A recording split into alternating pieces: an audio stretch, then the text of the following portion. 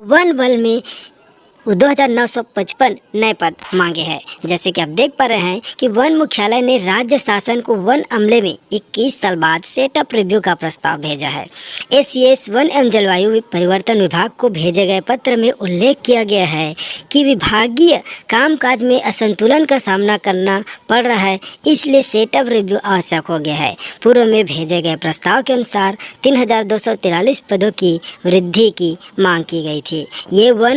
ये पद वन मुख्यालय, क्षेत्रीय कार्यालय, वन्य प्राणी वन अनुसंधान संस्थान के सेटअप को शामिल करते हुए मांगे गए थे। इसे पुनः संशोधित कर कुल 2955 पदों का प्रस्ताव भेजा गया है। गौरतलब है कि मुख्यालय सेटअप की स्वीकृति वर्ष 2001 में तथा मैदानी सेटअप की स्वीकृति वर्ष 2003 में दी गई थी। इसके बाद से विभागीय सेटअप का पुनरीक्षण नहीं हुआ है।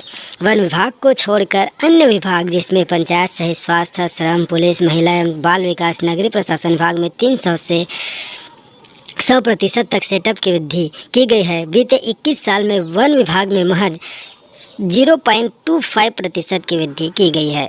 राज्य के वन एवं जलवायु परिवर्तन विभाग में अन्य राज्यों की तुलना में कम अमला स्वीकृत है, जबकि राज्य का 44% भूभाग वन क्षेत्र है। राज्य के वन एवं जलवायु परिवर्तन विभाग में कई अन्य योजनाएं कैंपा, राष्ट्रीय बांस मिशन, संयुक्त वन प्रबंधन, वन विकास अभिकरण, ग्रीन इंडिया मिशन, मनरेगा, जन सूचना चालू होने के कारण कार्यभार वृद्धि हो गई है। इसलिए वन विभाग ने राज्य शासन का ध्यान आकर्षित किया है। सेटअप पुनरीक्षण 1 दशक से लंबित है। गौरतलब है कि विभाग का सेटअप पुनरीक्षण वर्ष 2010 से विचाराधीन है। इस संबंध में वित्त विभाग के अधिकारियों के साथ कई बार बैठकें हो चुकी है। बावजूद इसके सेटअप पुनरीक्षण प्रस्ताव का अनुमोदन नहीं हो पाया। सेटअप कम, वन अपराध पर अंकुश नहीं। सेटअप कम होने की वजह से वन अपराध पर अंकुश लगाना वन अफसरों के लिए एक बड़ी चुनौती है। साथ ही राज्य के ज़्यादातर जिले हाथी प्रभावित है। ऐसे में हाथी प्रबंधन को लेकर एक अलग से सेटअप की ज़रूरत है।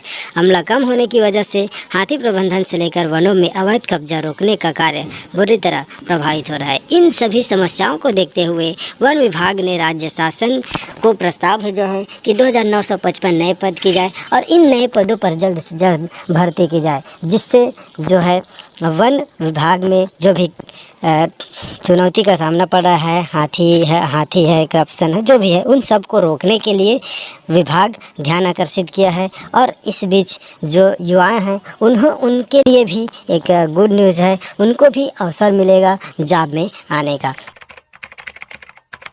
ये 2 विज्ञापन जारी किए गए थे, ठीक है। एक ये विज्ञापन देख लीजिए, संचालनालय राज्य न्यायालयिक विज्ञान प्रयोगशाला रायपुर, ठीक है। और दोस्तों देख लीजिए, ये इसका क्रमांक है, दिनांक 6 अक्टूबर 2023 को जारी किया गया था। और एक और विज्ञापन जारी किया है दोस्तों, देख लीजिए, संचालनालय राज्य न्यायालयिक विज्ञान प्रयोगशाला रायपुर, ठीक है ना। तो दोनों ही कहना चाहिए ये न्यायालयिक विज्ञान प्रयोगशाला रायपुर से जारी किए गए थे, लेकिन दोनों अलग अलग जगह से जारी किए गए थे। ये दोस्तों ये वाला जो है ये व्यापम से जारी किया गया था, और ये वाला जो है fsl.cg.gov.in साइट है, मतलब विभाग है, वहाँ से जारी किया गया था। इन दोनों विज्ञापन में से एक ठो का दोस्तों परीक्षा डेट आ चुका है। देख लीजिए 7 जून को होना है, ये लास्ट वाला वाहन चालक का 8 जून का होना है। यहाँ पर देख लीजिए आज है 26 मई, मतलब मुश्किल से 7 5 10 दिन के आसपास है आपके पास समय। तो ये अपडेट किसका आया है तो इसको समझ लीजिए दोस्तों, ये राज्य न्यायालयिक विज्ञान प्रयोगशाला रायपुर। यहाँ पर देख लीजिए क्रमांक ये M2140 और यहाँ पर देख लीजिए ये देख लीजिए। तो दोस्तों ये यहाँ से जारी हुई जो भर्ती है ना उसी का अपडेट है, देख लीजिए ये, ठीक। तो दोस्तों ये जो व्यापम से जो जारी हुई थी ना भर्ती, इसका अपडेट नहीं आया है, वरन किसका अपडेट आया है, इसका अपडेट आया है, ठीक है। तो अगर आपने इसमें फॉर्म वगैरह सबमिट किया था, इसका फॉर्म दोस्तों सबमिट हुआ था ऑनलाइन, ठीक है, fsl.cg.nic.in यहाँ पर इसका लिंक था, ठीक है। तो इसमें अगर आपने फॉर्म भरा था तो इसका एग्ज़ाम दोस्तों होने वाला है आप, ठीक है। देख लीजिए पदों की संख्या किस प्रकार से थी, ठीक है। तो दोस्तों चलिए देखते हैं इसका सिलेबस क्या क्या है, क्योंकि सिलेबस सबसे महत्वपूर्ण है। देख लीजिए हम बारी बारी से इसको आपको बताते जाते हैं। पहला देख लीजिए वाहन चालक के पद की परीक्षा हेतु, ठीक है, सामान्य अध्ययन है, 100 अंक का 100 प्रश्न होगा, पूर्णांक 100 अंक का। भारत देश से संबंधित ज्ञान है, भारत देश का इतिहास एवं स्वतंत्रता आंदोलन में छत्तीसगढ़ का योगदान है, छत्तीसगढ़ का भूगोल है, जलवायु, भौतिक दशाएं, जनगणना, पुरातात्विक एवं पर्यटन स्थल। जनगणना तो 2011 वाला ही चलेगा। छत्तीसगढ़ की अर्थव्यवस्था, वन एवं कृषि, छत्तीसगढ़ में उद्योग, ऊर्जा, जल एवं खनिज संसाधन, भारत एवं छत्तीसगढ़ की समसामयिक घटनाएं, वाहन से संबंधित सामान्य ज्ञान एवं वाहन परिचालन से संबंधित नियम, ठीक है। आगे बढ़ते हैं दोस्तों, वाहन चालक पद की कौशल परीक्षा हेतु देख लीजिए नोट, लिखित परीक्षा में निर्धारित पाठ्यक्रम अनुसार कुल 100 पूर्णांक के वस्तुनिष्ठ प्रश्न पूछे जाएंगे, 2 घंटे की तिथि होगी। लिखित परीक्षा में कौशल परीक्षा की तिथि, समय एवं परीक्षा केंद्र का विवरण अभ्यर्थियों द्वारा डाउनलोड किए गए प्रवेश पत्र पर अंकित होगा। अगला है दोस्तों भृत्य का। तो दोस्तों एक भृत्य है और दूसरा मान के चलिए ये बिसरा कटर है। ये देख लीजिए इन दोनों का दोस्तों सिलेबस एक समान है, कोई अंतर नहीं है, ठीक है। 1 और 2 देखिए 7 पॉइंट है। और दोस्तों जो वाहन चालक है उसमें 1 पॉइंट ये जो है 6वां है, 7वां है, इसको छोड़ दिया जाए, ठीक है ना, 7वां पॉइंट तो भी लगभग सेम है। तो कुल मिलाकर कहना चाहिए, मान के चलिए ये वाहन चालक है और ये भृत्य है और ये बिसरा काटर है। तीनों में दोस्तों वाहन चालक में हो सकता है कुछ प्रश्न जो है अलग हो, बाकी सब के सब दोस्तों सेम होना है, क्योंकि सेम टू सेम यहाँ पर सिलेबस है। आगे बढ़ते हैं दोस्तों, आगे है प्रयोगशाला परिचारक। तो पूर्णांक 100 है, कुल अंक यहाँ पर देख लीजिए 40 है, पूर्णांक 100 कुल अंक 40। अच्छा, रसायन विज्ञान का 40 है ऐसा बोला जा रहा है। तो देख लीजिए इसमें क्या क्या है। रासायनिक अभिक्रिया की दर एवं रासायनिक साम्य है। दूसरा है कुल महत्वपूर्ण रासायनिक यौगिक हैं, धातुएं हैं, धातु कर्म हैं, अधातु है, कुछ महत्वपूर्ण काल्पनिक यौगिक हैं, ऊर्जा के स्रोत हैं, ठीक है, आप स्क्रीनशॉट रख लीजिएगा। भौतिकी ले लीजिए तो प्रकाश से संबंधित है, प्रकाश का अपवर्तन है, विद्युत और इसके प्रभाव है, ये भी दोस्तों 20 अंक है, 40 20 60 हो गया। विद्युत धारा के चुंबकीय प्रभाव है, चुंबकत्व है। उसके बाद दोस्तों तीसरा ऑप्शन है बायोलॉजी जो कि 40 अंक का है, जंतु पोषण, प्रकाश संश्लेषण, श्वसन, परिवहन, उत्सर्जन, नियंत्रण एवं समन्वय, प्रजनन एवं वृद्धि, आनुवांशिकी एवं विकास, हमारा पर्यावरण, मृदा संरक्षण एवं प्रबंधन, जल संरक्षण, आपदा प्रबंधन भी है, हो गया कहना चाहिए, ठीक है। तो ये है कहना चाहिए सिलेबस, ठीक है, जिसके हिसाब से आपको तैयारी करना है। दोस्तों इसका प्रवेश पत्र हो सकता है बहुत जल्दी आपको देखने को। एक पेपर कटिंग है, डीएमएफ से देंगे मानदेय 6 से 10 हजार रुपए तक ही दिया जाएगा वेतन। कहने का तात्पर्य है जो अभी 335 स्कूल जो कि एकल शिक्षकीय हो गया है नए शिक्षा सत्र में, अर्थात देखिए अभी केवल 15 ही दिन नए शिक्षण सत्र बचा हुआ है और नए शिक्षा सत्र के आने से पहले ही इनकी नियुक्ति की जाएगी। अर्थात 335 स्कूलों में एकल शिक्षकों की नियुक्ति की जाएगी और कलेक्टर दर पर जो है वेतनमान प्रदान किया जाएगा। शिक्षकों की कमी को दूर करने के लिए जो वैकल्पिक व्यवस्था है इसको जुटाने में शिक्षा विभाग ध्यान दे रहा है। डीएमएफ के अंतर्गत जो है ये भर्ती की जाएगी और वेतन भी प्रदान किया जाएगा। देखिए यहाँ पर बीएड और डीएड को प्राथमिकता देने की भी बात कही गई है। अगले माह यानी कि नए शिक्षा सत्र शुरू हो रहा है, लेकिन संसाधनों के मामले में सरकारी स्कूलों का हाल बेहाल है।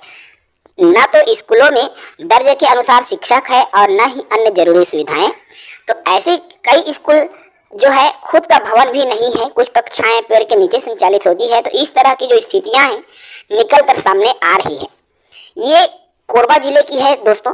शिक्षा विभाग के आंकड़े बताते हैं कि कोरबा जिले में अलग अलग स्कूलों की बात करें, प्राथमिक, पूर्व माध्यमिक, उच्चतर, उच्च माध्यमिक विद्यालयों में 1900 से भी ज्यादा पद खाली है। देखिए अकेले जो है कोरबा जिले की बात यहाँ पर की गई है। 1900 से भी अधिक पदों पर रिक्तियां हैं। इन पदों पर प्रदेश की सरकार की ओर से भर्ती प्रक्रिया कब होगी, इसे लेकर अभी भी असमंजस की स्थिति बनी हुई है। नई भर्ती प्रक्रिया पर रोक लगाए जाने के बाद शिक्षा विभाग की मुश्किलें जो है और बढ़ने वाली है। इससे चिंतित विभाग ने अब जिला प्रशासन से मदद मांगी है। शिक्षक विहीन और एकल शिक्षकीय विद्यालयों में अध्यापकों की तैनाती को लेकर योजना भी बनाई जा रही है। इसके तहत शिक्षा विभाग सभी स्कूलों में प्रधान पाठक और प्राचार्यों को एक पत्र जारी किया है, जिसमें विद्यालयों में उपलब्ध साधन और संसाधन की जानकारी भी मांगी गई है। उम्मीद है कि अगले सप्ताह तक जो है जानकारी मिल जाएगी। बताया जाता है कि शिक्षा विभाग मानदेय के आधार पर जिन शिक्षकों की नियुक्ति करने वाला है उन्हें अधिकतम 10,000 रुपए तक वेतन दिया जाएगा। अर्थात जिन्होंने बीएड या डीएड की डिग्री, डिप्लोमा कर रखा है उनको केवल 10,000 रुपए दिया जाएगा। और जो है वैकल्पिक रूप में इनकी जो है व्यवस्था रिक्त स्कूलों में, अर्थात जहां पर एकल शिक्षकीय स्कूल है वहां पर ये व्यवस्था की जाएगी। कलेक्टर दर पर अधिकतम 12,000 रुपए तक का भुगतान होना चाहिए, लेकिन प्रशासन की ओर से जो नीति अपनाई जा रही है उसके तहत मानदेय शिक्षकों को दैनिक वेतनभोगी कर्मचारियों से भी कम वेतन दिया जाएगा। इस स्थिति में इन पदों को भरना विभाग के लिए मुश्किल भरा हो सकता है। अर्थात जिस तरह से 1900 से भी अधिक पदों पर रिक्त होने की बात जो है कोरबा जिले में निकल कर आ रही है मेरे दोस्तों, ऐसे ही हजारों स्कूल हैं जो कि प्रदेश के हैं। इन तमाम जिलों की मैं बात करूं तो सभी जगह जो है भर्तियों की आवश्यकता है, सभी जगह जो है पद रिक्त है। एकल शिक्षकीय विद्यालय हैं जहां पर शिक्षकों की भर्ती का होना नितांत आवश्यक है। प्रदेश की बात करूं तो प्रदेश में 57,000 से भी अधिक पद जो है रिक्त है। ऐसे में छत्तीसगढ़ की सरकार द्वारा, शिक्षा मंत्री जी के द्वारा जिस तरह से जो है 33,000 पदों पर भर्ती की घोषणा की गई थी, लेकिन जो है चुनावी आचार संहिता के मद्देनजर जो है इन पदों पर भर्ती को जो है विराम लग गया है। अब उम्मीद युवाओं की और बढ़ने वाली है, क्योंकि 4 जून को जो है चुनाव का फैसला आने वाला है। उसके बाद जो है युवाओं की उम्मीद फिर से हाई हो जाती है, क्योंकि सरकार जिस तरह से 33,000 पदों पर शिक्षक भर्ती का वादा किया है, तो इस स्थिति में युवा बेरोजगार जो है अपनी उन हक की लड़ाई के लिए, अर्थात शासन द्वारा किए गए वादे को पूरा करने और कराने के लिए जो है अपने स्तर पर, जमीनी स्तर पर, शासन प्रशासन स्तर पर पुरजोर प्रयास करेगा। फिलहाल उम्मीद यही है कि शासन जो है आचार संहिता खत्म होने के बाद प्रदेश में बड़े पदों पर, बड़े बम्पर लेवल पर शिक्षकों की भर्ती करे, ताकि जिन स्कूलों में शिक्षकों की कमी है, संसाधनों की कमी है, उन कमियों को यथाशीघ्र जो है दूर किया जा सके। फिलहाल इस वीडियो में इतना ही। साथ ही नए हैं चैनल को सब्सक्राइब करेंगे। जय हिंद।